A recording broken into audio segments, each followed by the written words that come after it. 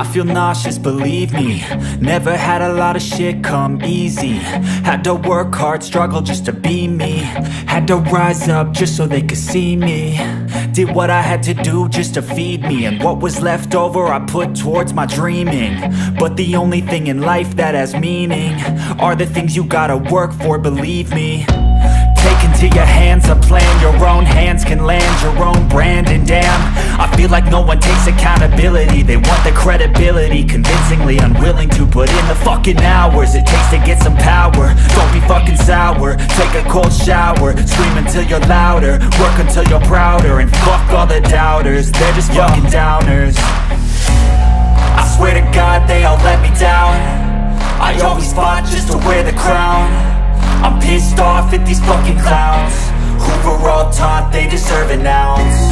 It's only worth it if you work for it. It's only worth it if you work for it. I won't stop till they hear me now. I won't stop till I wear the crown.